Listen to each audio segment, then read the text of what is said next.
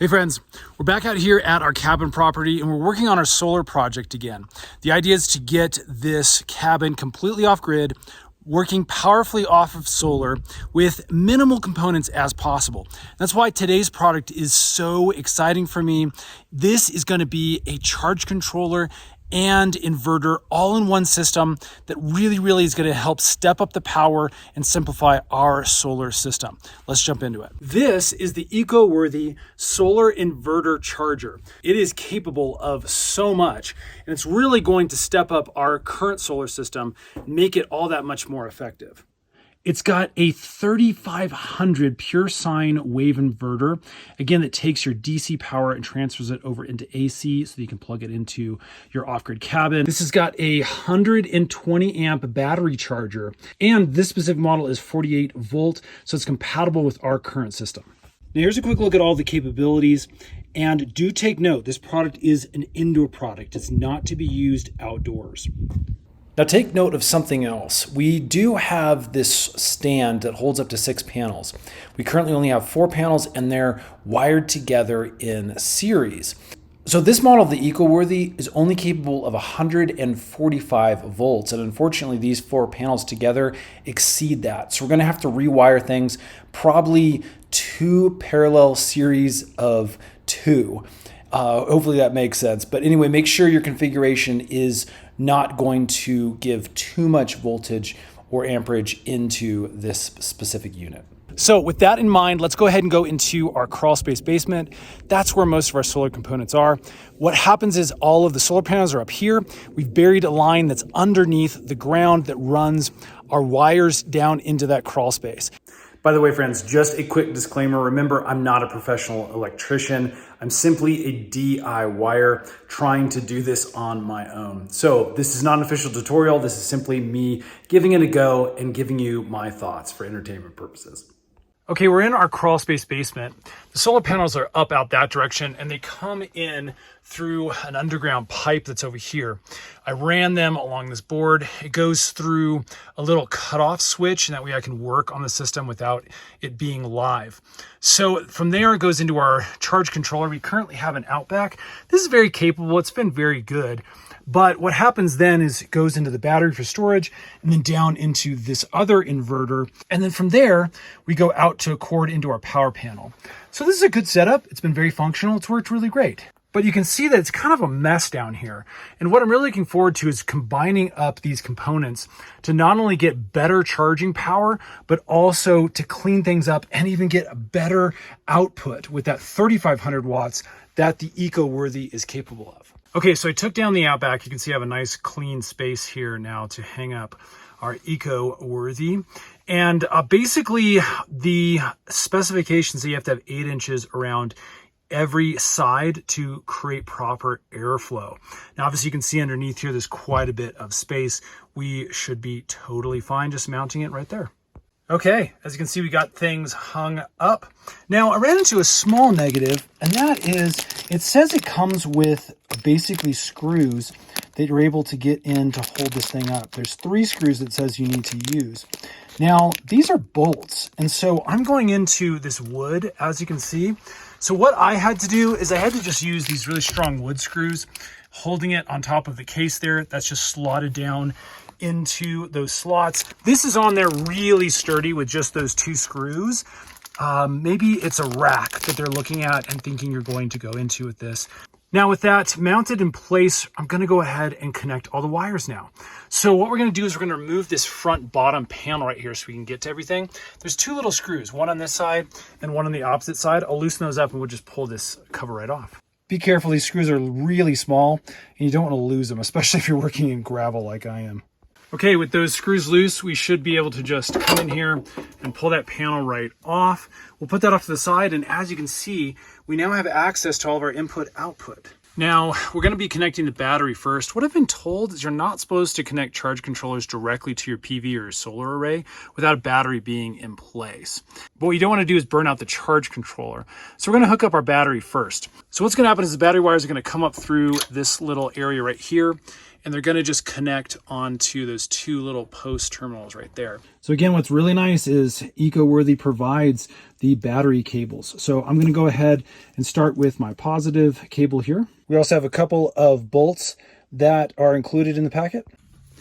Okay, so I've got my positive cable running up through the bottom. It's labeled nice and easy for you right there. You can see a positive on the left, negative on the right.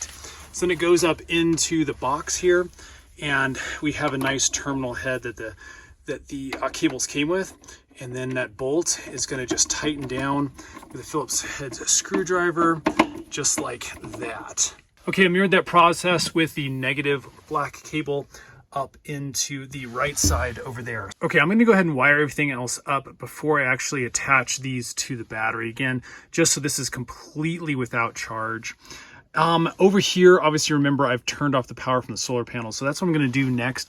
These are not live, again, because of that breaker. So we're going to attach those wires that come from the PV or the solar panels through this little area right here. You can see PV positive, PV negative over there on the right. And they're going to go into their respective slots right there.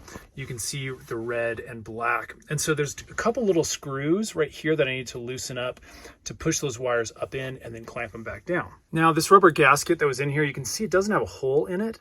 So what I'm going to do is I'm just pulled it out. I'm going to cut a couple of slits in that so it can feed up through there easily. Okay, you can see I have the positive side going up into the little coupler here. Now, I will say that this is another minor negative. The little screw that is in here is really small, and so I had to shove my screwdriver in there. It definitely expanded out that plastic. Not a big deal. And then obviously this nice thick gauge wire, which looks to be the same as this up here, roughly similar. Really, I had to shove it pretty forcefully up into there to slot it correctly.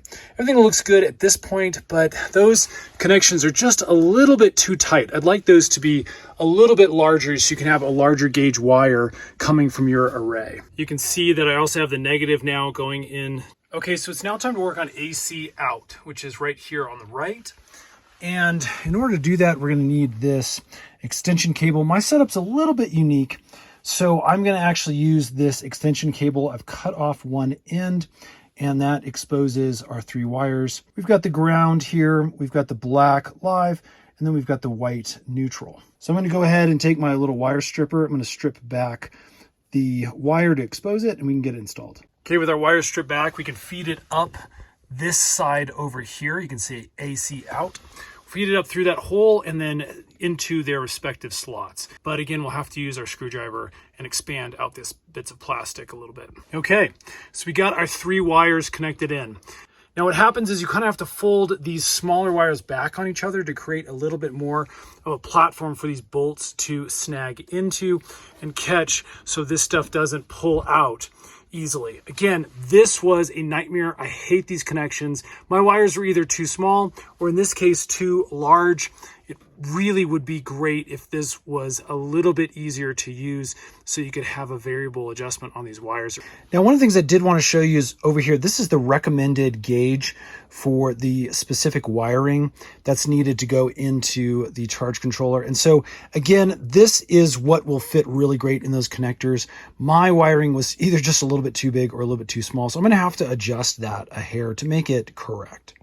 And finally, I did add a grounding wire. There's a little grounding terminal over here on the left by the on-off switch, and that is grounded out for us now.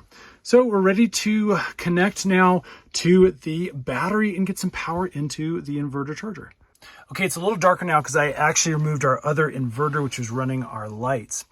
And now we are hooked up. So I put this cover back on and I came down here and I turned on the battery. I have a little on button that's over here. That's what's really nice about this specific 48 volt battery. Okay, one quick note to throw in here. What I really need to have is a nice fuse that goes between my battery and this inverter charger. Just in case that battery were to fault, you don't want to have a massive amount of energy running up into that charger inverter and ruining things. So something like this you can find on Amazon would be perfect to put in between the battery and the charger inverter. And then check this out. we actually now have power to the inverter here. And you can see that we're getting the correct symbols from the battery, and we're showing that we've got an input 52.3. That checks out for my 48 volt battery. And then we have an output availability of 120 volts. So things are working really, really great so far. So I'm gonna go back upstairs and I'm going to actually get our plug, the AC output, plugged into our power panel. We'll see if we can get a nice good load going on this inverter charger. Okay, so this is now into our power panel, which means as soon as I turn on the inverter with the switch down here, we should get power back down here in the basement. All right, here we go. Let's watch the screen and let's hope that light comes on. Takes just a second for that inverter to fire up.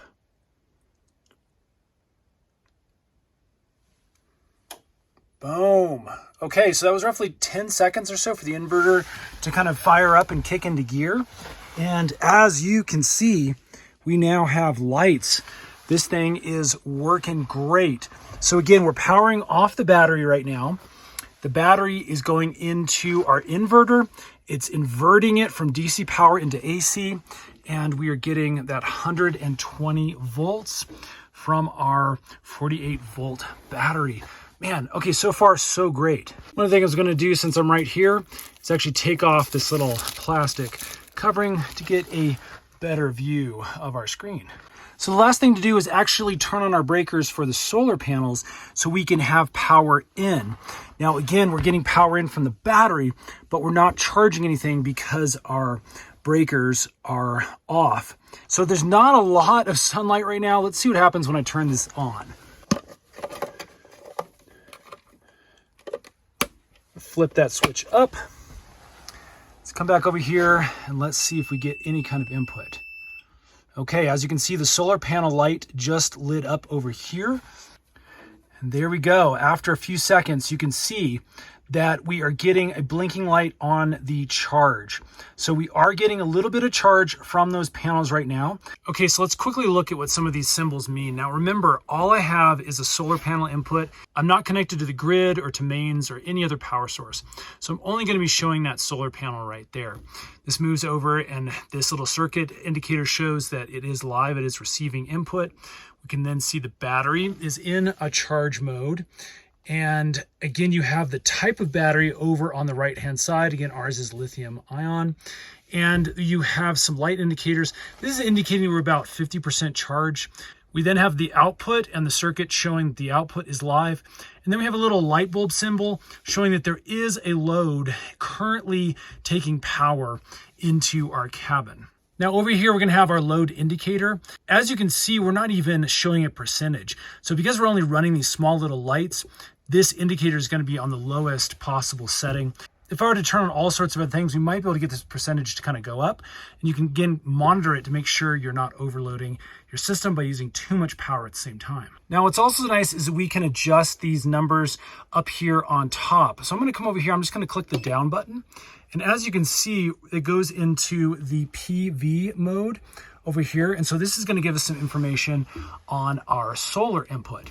So right now we're showing a temperature of 34 degrees Celsius and an input kilowatt really, really low. So again, it's cloudy out. We're not going to get very much here. Let's go down again. This is going to show input of voltage. So we're showing 130 volts right now, which kind of matches, again, based off of the sun coming out, what our panels are capable of. And then output in amps as well from the solar panels. Let's go down here. If we keep going down here, you can see this is now AC.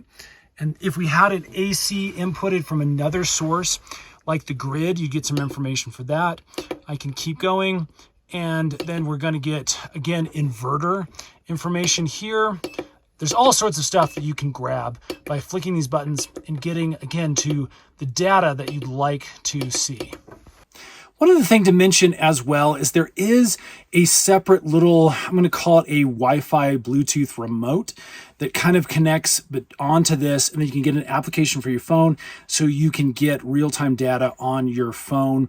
That way you don't have to be sitting next to this thing to actually read that display. So a nice little feature. We'll be playing with that a little bit more in the future as well. Okay, so there you go. That is the basic setup process. Remember, I am not an electrician. I'm not a solar professional, simply a DIY person that really wants to get great power, off-grid power, solar power to our cabin. So hopefully that's helped a little bit. Again, overall thoughts, this thing is super easy, super plug and play. As long as you know basic wiring and can get that configured. Again, I had some problems with those connectors. Really don't like those. But if I'd had the correct gauge wires for everything, I think it would have been a lot simpler. Other than that little hiccup, everything else has really gone together super easy. Flipped it on, connected it to the battery, connected it to the solar panels, and everything's just working really well. You can see the lights going on around me. We have power to the cabin now, and I'm just really, really excited. So we're going to give this some more testing, obviously, and maybe do another 6-month review to see if we found any other hiccups. If you'd like to grab one of these for yourself, you can actually find it right here on Amazon. We'll put some links in the description box below. And then stay tuned because we're doing a whole bunch of these cabin videos, including a bunch more off-grid solar videos to make sure our system is super dialed in. Sometime in the future here, when everything is finally connected, we'll go ahead and we'll do a really big overview. So subscribe. Those videos will be coming soon. All right, take care. We'll see you again on the next one.